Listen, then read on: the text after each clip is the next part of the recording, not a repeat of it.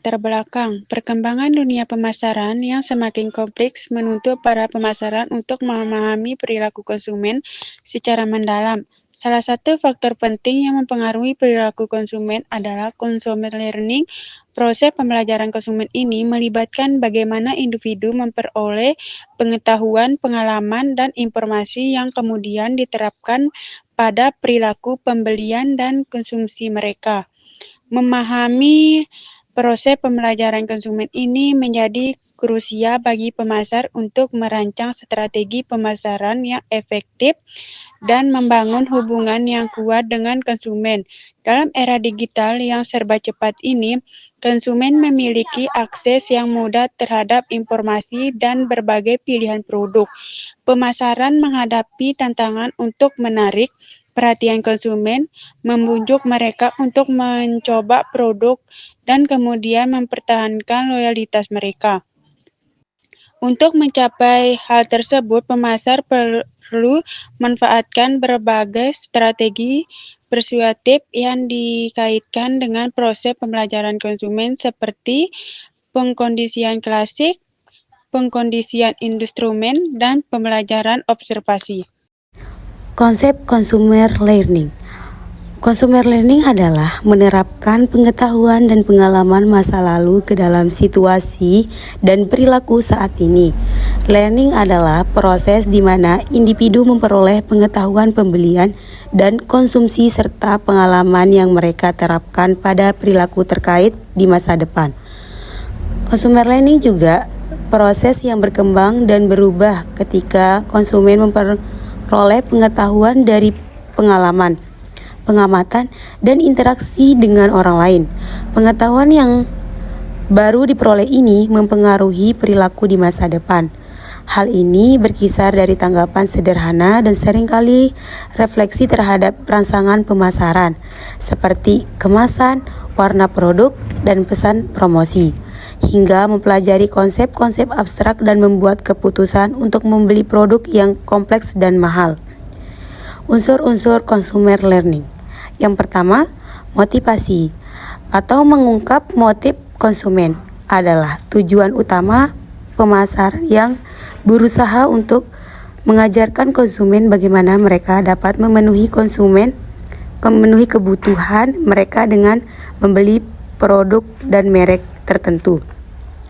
Yang kedua, isyarat adalah rangsangan yang mengarahkan perilaku yang termotivasi. Yang ketiga, respon adalah reaksi individu terhadap dorongan atau isyarat. Yang terakhir, penguatan adalah imbalan kesenangan, kenikmatan, dan manfaat yang diterima konsumen setelah membeli dan menggunakan produk atau layanan.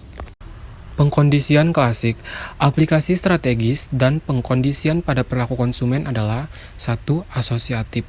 Ilmuwan perilaku kontemporer memandang pengkondisian klasik sebagai membelaitan asosiasi di antara berbagai peristiwa yang menunjukkan konsumen untuk mengantisipasi peristiwa. 2. Pengulangan membentuk asosiasi. Pengulangan pesan dalam iklan penting untuk membentuk asosiasi antara merek dengan kebutuhan konsumen. Contohnya merek Cheers dikaitkan dengan kesehatan mulut berkat iklan yang terus-menerus sama kurang lebih dari 50 tahun. 3. Generalisasi stimulus dan pelurusan merek. Menurut para ahli teori pengkondisian klasik, pembelajaran tidak hanya bergantung pada pengulangan tetapi juga pada kemampuan individu untuk menggeneralisasi. 4. Diskriminasi stimulus dan depresiasi merek. Diskriminasi stimulus, kebalikan dari generalisasi stimulus, adalah pemilihan stimulus tertentu dari rangsangan serupa. Tujuan inti dari positioning adalah untuk mengajarkan konsumen untuk membedakan produk-produk serupa, yaitu rangsangan serupa, dan membentuk citra unik suatu merek di benak mereka. Pengkondisian instrumental. Pengkondisian instrumental atau pengkondisian operan didasarkan pada gagasan bahwa pembelajaran terjadi melalui proses coba-coba, dengan kebiasaan terbentuk sebagai hasil dari imbalan yang diterima atas respon atau perilaku tertentu. Namun dalam pengkondisian instrumental, stimulus yang menghasilkan respon yang paling bermanfaat adalah stimulus yang dipelajari. Pertama, bantuan. Kedua, kepunahan dan lupa. Ketiga, kepuasan dan retensi pelanggan. Keempat, membentuk. Kelima, pembelajaran massa versus terdistribusi.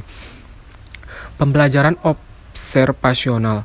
Pembelajaran observasional atau pemodelan adalah proses di mana individu mempelajari perilaku dengan mengamati perilaku orang lain dan konsekuensi dari perilaku tersebut.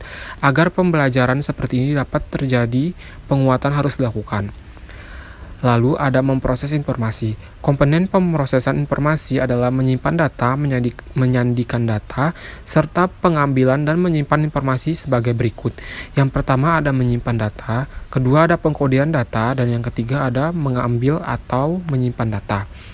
Yang terakhir ada keterlibatan konsumen dan lateralisasi hemisfer. Pemahaman ini mengarah pada konseptualisasi dan studi keterlibatan konsumen, yaitu yang pertama ada keterlibatan konsumen, kedua pengukuran keterlibatan konsumen, yang ketiga aplikasi strategis keterlibatan konsumen, dan yang keempat ada keterlibatan dan konteks.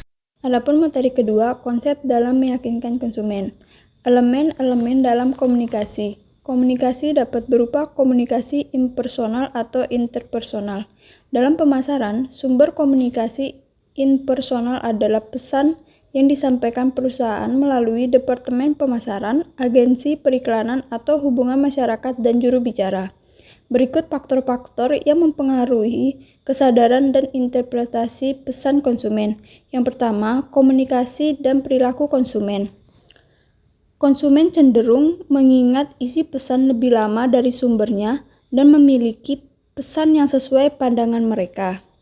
Yang kedua, perjalanan waktu dan kredibilitas sumber, di mana pengaruh sumber berkurang seiring waktu, namun pengulangan pesan dari sumber yang dikredibel dapat menguatkan kembali pengaruhnya. Yang ketiga, hambatan terhadap komunikasi yang efektif, seperti selektivitas kognitif dan banyaknya informasi dapat mengganggu efektivitas pesan. Pemasar mengatasi ini dengan strategi kreatif dan menyesuaikan pesan dengan perilaku serta lingkungan konsumen. Broadcast dan untraceable message. Evaluasi iklan TV. Tidak seperti TV tradisional, saluran TV digital dapat menayangkan iklan ke setiap rumah tangga. TV kabel memiliki sejumlah besar data tentang permisah mereka dan beralih dari iklan yang sebagian besar didasarkan pada lokasi geografis pelanggan dan pendekatan satu pesan untuk semua. Yang kedua, komunikasi yang dapat dialamatkan.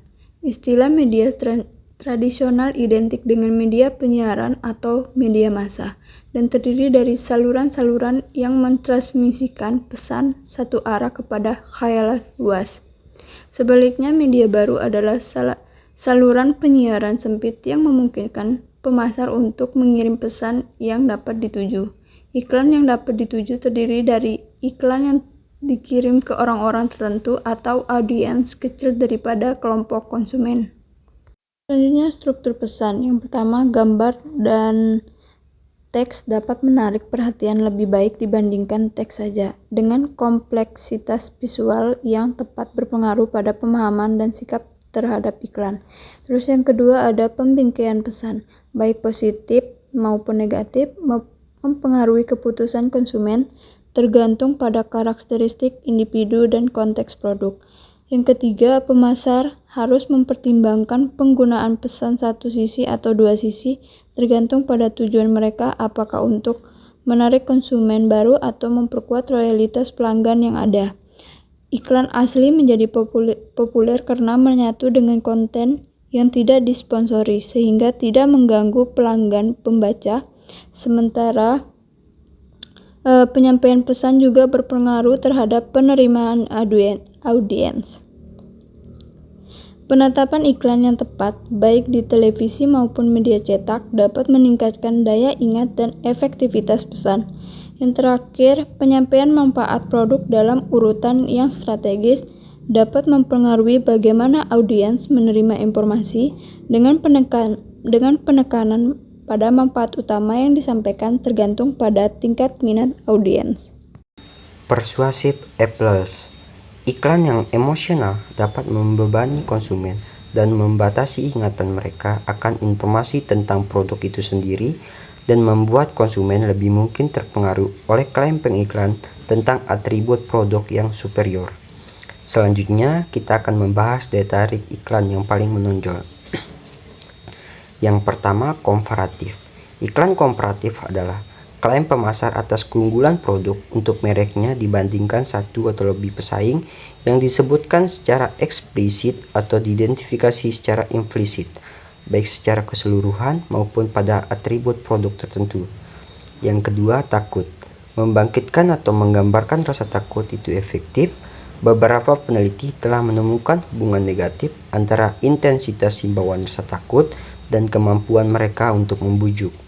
Oleh karena itu, himbauan rasa takut yang kuat cenderung kurang efektif daripada himbauan rasa takut yang ringan. Yang ketiga, humor. Humor adalah daya tarik iklan yang paling banyak digunakan dari semua daya tarik iklan. Menurut beberapa perkiraan, humor digunakan dalam 80% dari semua iklan. Umpan balik dan efektivitas. Langkah-langkah utama yang digunakan pemasar untuk mengukur efektivitas periklanan adalah 1. Efek persuasi, yaitu apakah pesan diterima, dipahami, dan ditafsirkan dengan benar. Dan yang kedua, efek penjualan, yaitu apakah pesan dari suatu kampanye telah menghasilkan tingkat penjualan yang ditentukan dalam tujuan kampanye. Dan yang ketiga atau yang terakhir, dampak paparan media terhadap pesan mereka dengan membeli data dari perusahaan yang memantau halayak media dan melakukan penelitian halayak untuk mengetahui media mana yang paling banyak dibaca dan program televisi mana yang paling banyak ditonton dibandingkan yang lain. Kesimpulan, dalam dunia pemasaran yang dinamis, memahami bagaimana konsumen belajar dan dipengaruhi merupakan kunci keberhasilan. Dokumen ini membahas konsep consumer learning, yaitu proses di mana individu memperoleh pengetahuan dan pengalaman yang kemudian diterapkan pada perilaku pembelian dan konsumsi di masa depan. Pembelajaran ini merupakan proses dinamis yang dipengaruhi oleh berbagai faktor, termasuk motivasi, isyarat, respon, dan penguatan. Contoh sederhana tentang pembelajaran konsumen dapat dilihat dari iklan Alpukat. Iklan tersebut berupaya mengajarkan konsumen bahwa alpukat adalah pilihan makanan yang sehat dan lezat. Pemasar menggunakan pembelajaran kognitif dengan memberikan informasi dan memperkirakan bagaimana konsumen akan memproses dan menyimpan informasi tersebut. Mereka juga menggunakan strategi lain seperti humor dalam iklan yang bertujuan untuk meningkatkan kesadaran merek dan aktivitas media sosial di sekitar produk. Dokumen ini kemudian menjabarkan berbagai bentuk pembelajaran perilaku, yaitu pengkondisian klasik, pengkondisian instrumental atau operan, dan pembelajaran observasional. Pengkondisian klasik menekankan pada pembentukan asosiasi antara rangsangan dan respon, seperti yang ditunjukkan oleh eksperimen Pavlov dengan anjing. Pengkondisian instrumental di sisi lain berfokus pada bagaimana individu belajar melalui coba-coba dan penguatan atas perilaku tertentu. Pembelajaran observasional seperti yang tergambar dalam contoh pembelian e-reader Joe terjadi ketika individu mempelajari perilaku dengan mengamati orang lain dan konsekuensi data dari perilaku tersebut.